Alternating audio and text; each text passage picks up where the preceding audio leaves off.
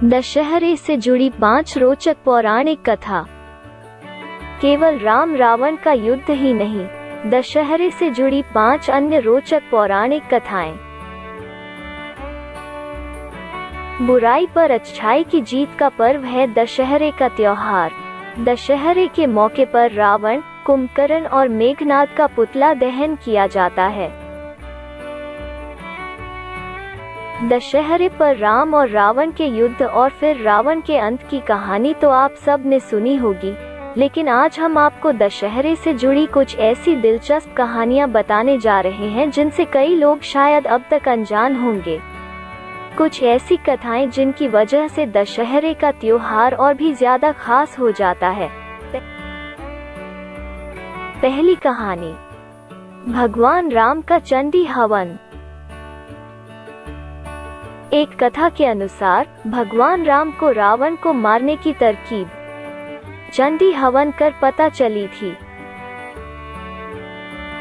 ये तो हम सभी जानते हैं कि जब रावण ने माता सीता का अपहरण किया था, तब भगवान राम लंका पहुंचे थे और रावण का वध कर बुराई पर अच्छाई की जीत हासिल की थी।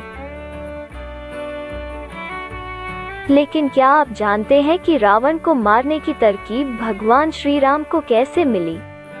इसके पीछे की कहानी बेहद दिलचस्प है। दरअसल भगवान श्री राम ने नवरात्रि के 9 दिन माँ दुर्गा की पूजा की थी। दुर्गा माँ को प्रसन्न करने में लिए भगवान राम ने पूरे 9 दिनों तक चंडी हवन किया, जिसके बाद श्री राम को माँ का आशीर्वाद मिला और रावण को मारने की तरकीब पता चली। इसके बाद श्री राम ने 10वें दिन रावण का अंत कर दिया और तब से असत्य पर सत्य की जीत का ये पर्व मनाए जाने लगा। यही वजह है कि इस दिन को विजयदशमी के नाम से जाना जाता है। दूसरी कहानी, पांडवों की कौरवों पर विजय। विजयदशमी के दिन ही पांडवों ने कौरवों पर विजय हासिल की थी। जुए में अपना पूरा राजपाट हार जाने के बाद पांडवों को 12 साल का वनवास और 1 साल का अज्ञातवास दे दिया गया था। कहा जाता है कि अज्ञातवास में अपनी पहचान छिपाने के लिए पांडवों ने शमी के पेड़ की जड़ों में अपने शस्त्र छिपा दिए थे और भेष बदलकर राजा विराट के पास पहुंच गए थे।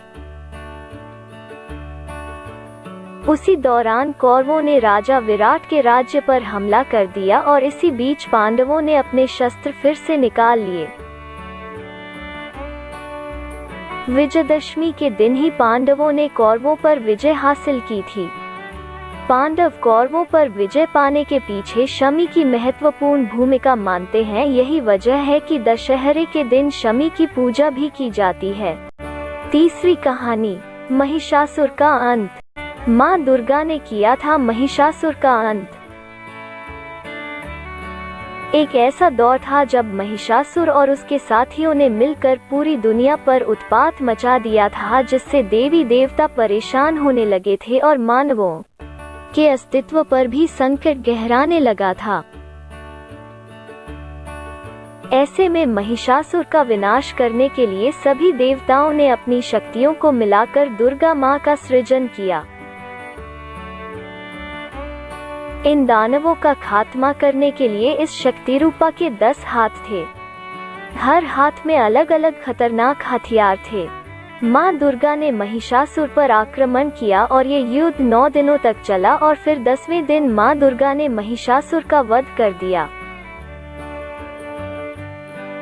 चौथी कहानी, बांटा गया धन। अयोध्या की प्रजा में बांटा गया था धन। दशहरे से संबंधित एक ऐसी कहानी भी है जिसका किसी लड़ाई से कोई लेना देना नहीं है। ये कहानी एक युवा ब्राह्मण कौत्सा की है, जो अपने गुरु ऋषि वारतन्तु से गुरु दक्षिणा के लिए लगातार आग्रह करता है। उसके गुरु ने उससे 1400 लाख सोने के सिक्के गुरु दक्षिणा में मांगे थे। कौत्सा ने गुरु दक्षिणा के लिए राजा रघु से मदद मांगी, लेकिन तब तक राजा रघु अपना सारा खजाना दान में खत्म कर चुके थे। खुद मदद ना कर पाने पर राजा रघु ने धन के देवता कुबेर से मदद मांगी और कुबेर ने उनकी मदद करते हुए वृक्ष के आसपास सोने के सिक्कों की बारिश करवा दी। इस पूरे धन को राजा रघु ने कौत्सा को दे दिया और कौत्सा ने पूरा खजाना गुरु के चरणों में अर्पित कर दिया। गुरु ने जितनी दक्षिणा मांगी थी उतनी ही अपने पास रखी और बाकी का धन लौटा दिया। उसके बाद बचा हुआ धन अयोध्या की जनता में बांट दिया गया।